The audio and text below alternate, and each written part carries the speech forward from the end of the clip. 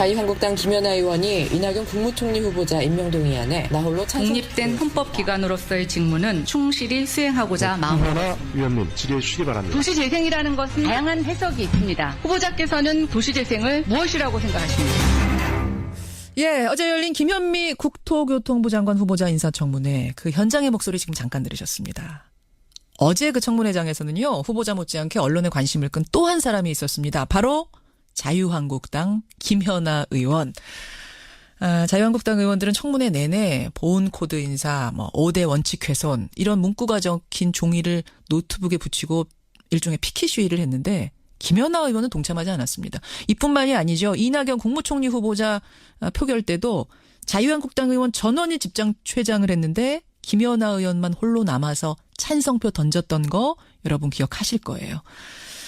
그래서 그동안 자유한국당으로부터 거세게 비난을 받았습니다. 아마 하고 싶은 얘기가 많았을 텐데 일절 인터뷰에 응하지 않다가 마침내 오늘 첫 방송 출연입니다. 자유한국당 김연아 의원 만나보죠. 김연아 의원님 안녕하세요. 예, 안녕하세요. 목소리 많이 듣고 싶었습니다. 감사합니다. 오늘 청문위원 자격으로 모시긴 했습니다만 네, 그동안에 좀 제가 드리고 싶었던 질문부터 드릴 수밖에 없을 것 같아요. 네. 이낙연 총리 후보자 임명 동의안 때의 그 단독 행동, 또 네. 어제도 A4 용지 시위를 혼자 거부한 행동, 네. 어떤 생각으로, 어떤 소신으로 하신 거예요? 피켓시나 이런 것들은 지금까지 야당에서 많이 해오던 의사표시 방법 중에 하나였습니다. 그렇죠. 예, 그래서 새로울 건 아닌데요. 저는 이제 우리 정치가 좀 변해야 된다는 생각을 계속 하고 있습니다. 특히 최근 1년 동안 더 그런 생각이 드는데요. 일단 제가 속한 야당부터 그걸 해야 된다고 생각을 했고, 또 제가 힘이 없어서 저희 당 전체를 어떻게 하진 못하지만 저부터도 그걸 실천하고 싶어서 그렇게 했습니다. 그렇게 하면 당으로부터 거센 비난이 쏟아질 거란 걸 알면서도.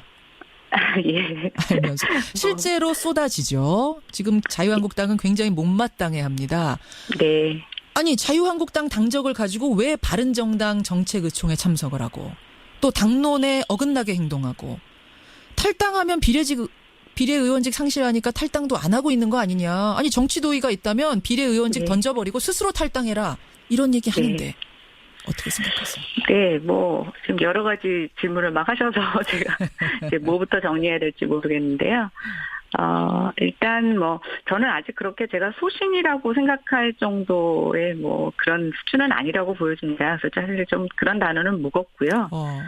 다만 이제 저는 정치인 이전에 국민이고 예. 또 정치인도 국민의 시각에서 봤을 때 상식적이어야 된다고 생각을 합니다. 그래서 물론 당에 대해서 배신을 했다면 저는 일부 수용할 수 있다라고 보여집니다. 그렇지만 예. 저는 여태까지 한 번도 국민을 배신한 적은 없다고 생각을 하고요.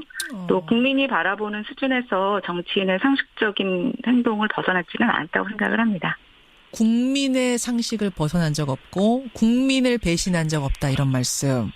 네. 근데 지금 이제 그렇다면 네. 이 당과 당의 그 어떤 당론이 맞지 않는다면 버리고 나가라. 의원직이라도 던지고 다른 당으로 가라라는 자유한국당 주문에 대해서는 어떻게 답하시겠어요? 저는 반대로 묻고 싶은데요. 제가 당에 맞지 않으면 당에서 쫓아내주셔도 됩니다. 출당시켜달라 제발 이게 지금 계속 요구하시는 거죠?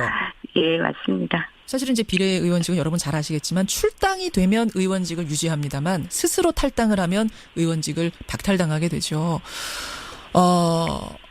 출당을 시켜줄까요, 자유한국당이? 쉽지는 않을 거라고 보여지는데요. 저는 저에게 주어진 4년을 앞으로 더 정치를 오래 하기 위해서 어떤 분들은 그러기 위해서 던지고 나가라고 말씀하시는데 주어진 임기를 제대로 채우지 못하면서 그 이후를 고민하는 거는 바람직하지 않다고 보고 있고요. 또 지금의 어떤 야당이 사실상 많은 변화와 개혁이 필요한 상태에서 예. 제가 힘이 미약하지만 좀 새로운 야당의 모습을 보여줄 수 있는 역할을 할 수 있다면 예. 저는 제가 제 임기를 채우는 것이 충분히 의미 있다라고 보여집니다. 그래서 출당을 시켜주고 안 해주고의 문제가 아니라 예. 제가 지금 속한 이곳에서 어떤 것을 하느냐가 더 중요하다고 생각해서요. 이제는 별로 그런 것에 연연하지 않습니다. 연연하지 않아. 그러면 앞으로 남은 임기 3년 정도 되죠?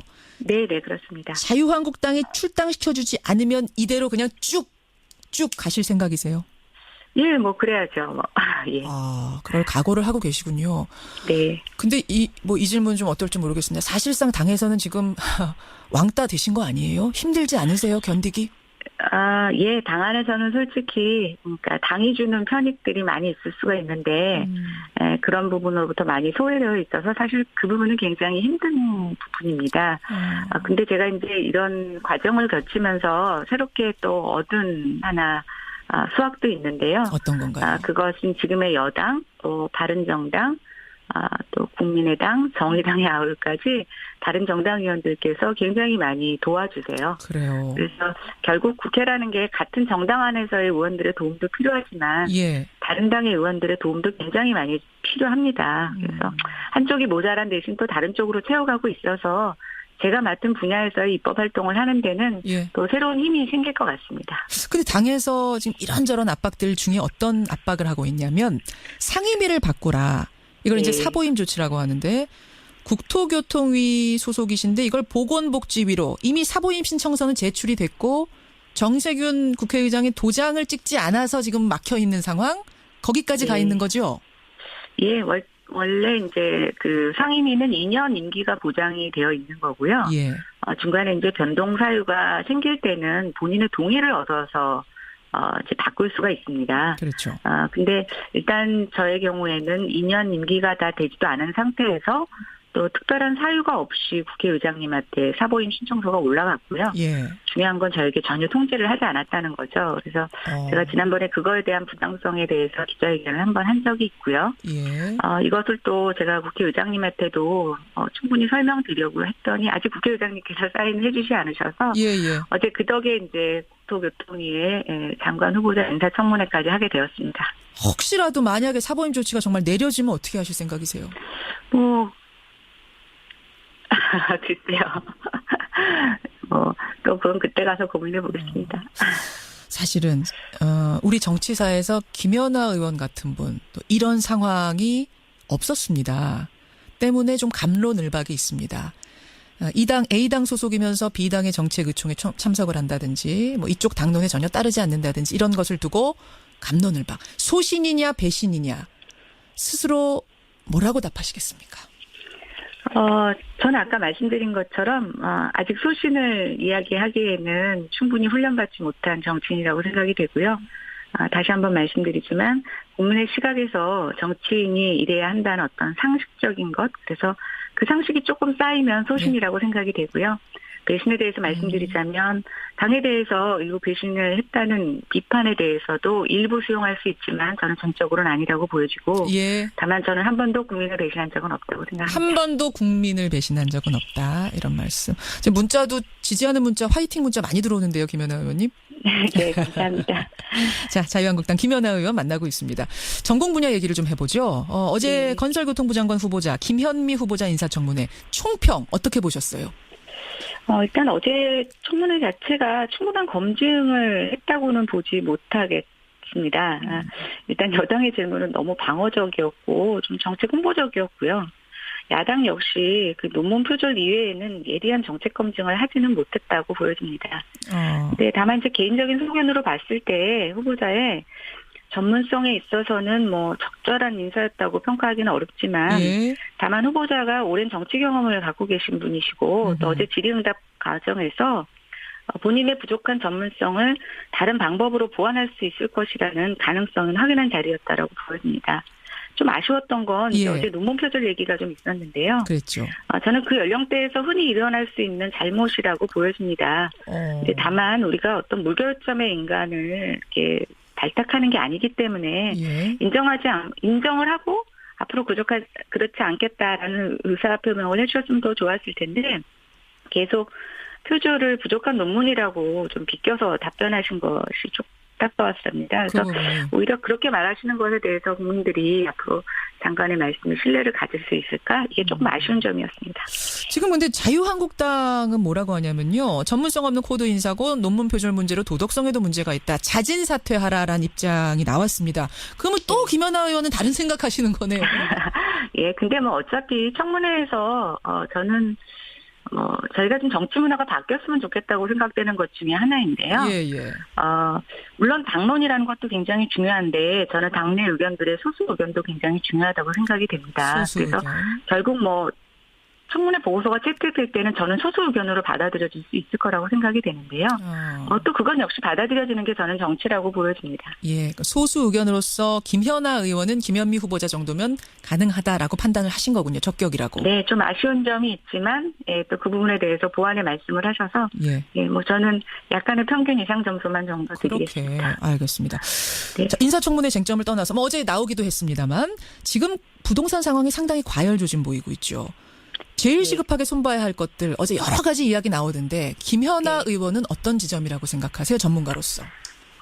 저는 일단 청약시장 규제가 제일 필요하다고 생각을 했습니다. 그리고 이것은 제가 국회에 들어와서 1년 내내 대정부 질문이나 국감에서 지적했던 사항이고요. 그렇죠. 지금 강남을 어떤 그 문제의 진원지로 꼽고 있지만 사실은 우리가 중앙 언론에서 잘 보지 못하는 지방의 청약시장 과열 문제가 굉장히 심각합니다. 지방도요? 네, 그래서 저는 이게 강남에 꼭 포커스를 맞추기보다는 정말 팩트가 뭔지를 보고 문제가 있는 지역에 규제를 적절하게 선제해 조치하는 게 굉장히 필요하다고 생각이 됐는데요. 이번에 이제 단속을 하는 것에 있어서 사실은 단속 예정지를 다 정부가 미리 사전에 예고를 하고 있습니다. 그래서 제 단속의 의지가 있는지 조금 의심스러웠던 부분들이 있고요. 어찌 보면 가장 행정력을 발휘해서 먼저 효과를 낼 수 있는 게 이런 단속행위인데 좀 불시에 단속을 해서 어느 정도 상징적으로 불법 행위를 하는 사람들을 적발해내는 이런 정도가 새 정부 출범에 맞춰서는 오히려 적절한 정책적인 수단이 아닌가라는 생각을 해봅니다. 그렇게 보시는군요. 일각에서는 이제 노무현 정부 때를 떠올리면서 부동산 분명히 오를 거다. 시장이 벌써 그래서 꿈틀꿈틀거린대요. 어떻게 전망하세요? 많은 분들이 그렇게 얘기하시는데요. 이제 저희가 불과 1년 전만 하더라도 부동산 시장에 이제 큰 침체가 올 것이라고 전망하는 것이 주류를 이뤘습니다. 맞아요. 그런데 갑자기 지금 시중 유동성이 계속 제어되지 않으면서 또 일부 개발 호재가 나오면서 가격이 오르고 있는데요. 저는 여전히 가격 상승보다는 가격 하락에 대한 무게감이 더 있다고 보고 있고요. 다만 우리가 그것을 가리는 조금 약간 시장의 소음 같은 몇 가지 징표들이 있는데 미국의 금리 인상 시작되고 금융규제에 좀 어느 정도 부분적으로 들어가게 되면 저는 이 과열 현상이 계속될 수는 없을 거라고 보고 있습니다. 아니 이런 전문가를 어떻게 상임위를 바꾸려고 합니까? 오늘 여기까지 일단 말씀 듣도록 하고요. 자주 모셔서 인터뷰 나누겠습니다. 네, 감사합니다. 고맙습니다. 자유한국당의 김현아 의원이었습니다.